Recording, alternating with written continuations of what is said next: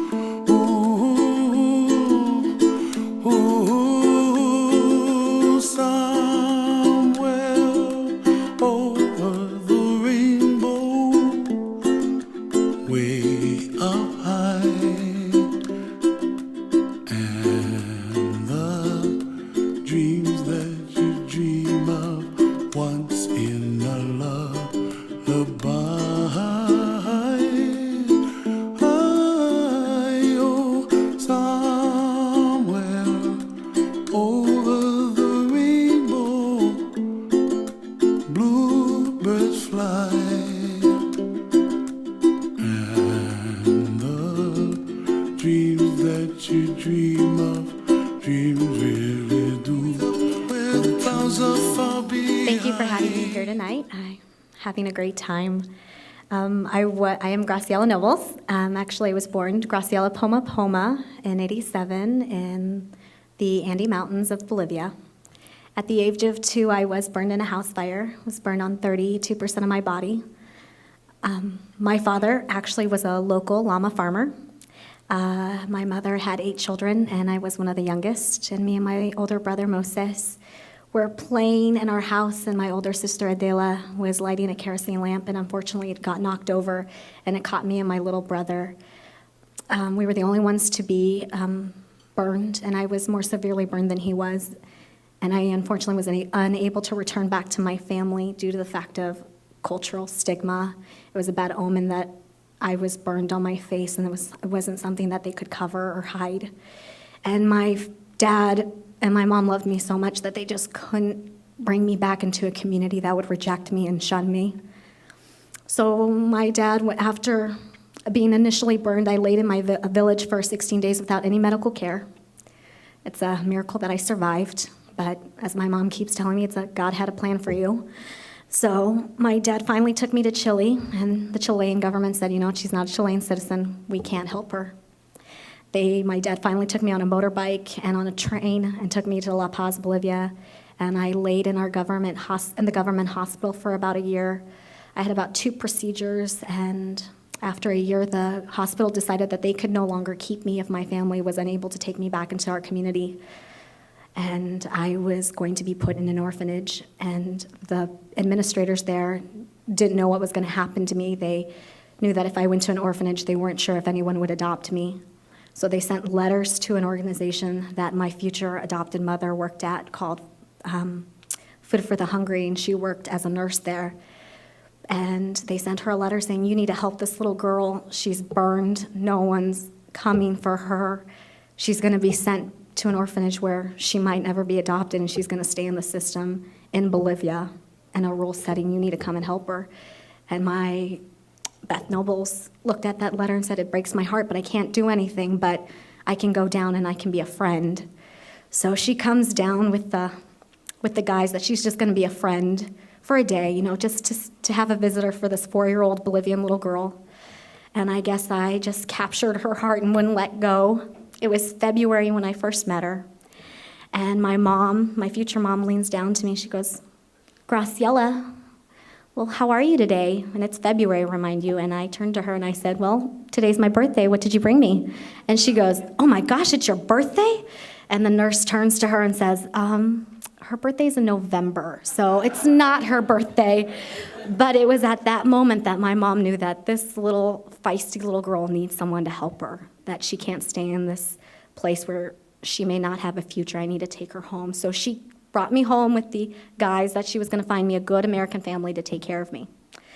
2 years later, at the age of 6, I officially became Graciela Elizabeth Nobles, and I became her first daughter. So that was another miracle, a God thing. I got a loving family. I was taken out of a culture that wasn't going to be able to accept me. and I got adopted into an American family. And I went through the ebbs and flows of first school day pictures and growing up, going and getting Girl Scout cookies, all that American dream stuff. But then I came to her at the age of 10 and I cried and I said, Mom, I have a face that's burned. I want to have surgery. I want to have a different life. I just don't feel pretty. And I broke her heart. And I had been actively involved with Foundation for Burns and Trauma since I was 7. And every summer I would go and I just felt so loved. And I didn't feel like a burn victim. I felt like a burn survivor. And it was really hard for me to get back to school knowing that I was different. And after a couple of years of my mom searching, she found this name, this wonderful doctor, this distant dream, and it was Dr. William Layton. And I had been with Foundation for a couple of years, and Dr. Remmer finally called my mom when I was about 10 years old and says, you know what, Beth, we love Gracie, and we want to do something for her, and we found a great doctor who's going to work with your insurance. And my mom's like, really? Can I just ask the name of the doctor? And Dr. Remmer goes, it's Dr. William Layton. And my mom comes to me, she goes, isn't it like God to give you the very best?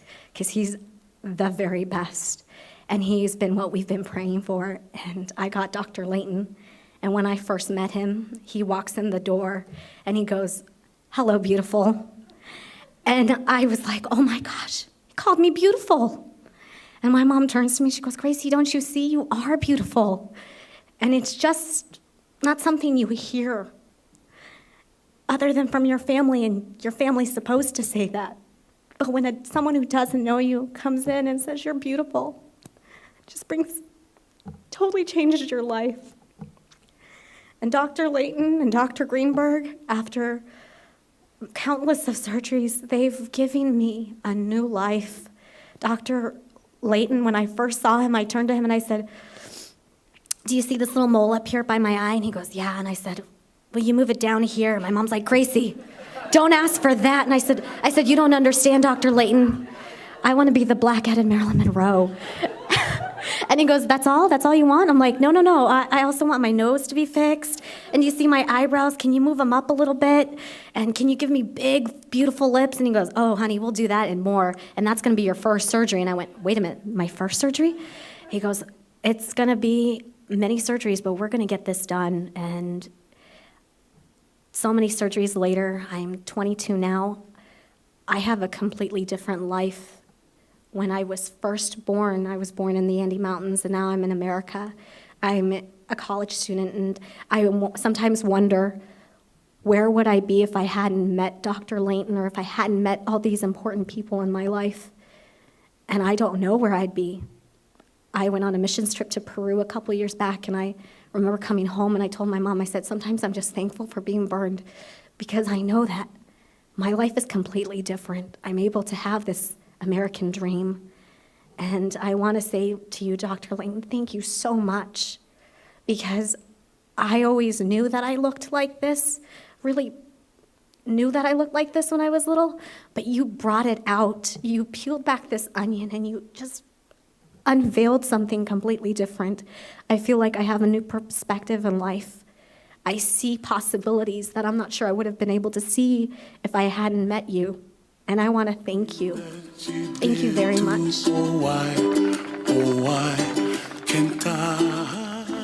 Wow. Couldn't have done it with Greenberg. She would have run away, so. Thank you, Gracie. That's why I came out of retirement. You and Schechterly and Greg Barker and now Stephanie Nielsen, Jack Friedland, and a lot of other people. But anyway, it's nice to be back.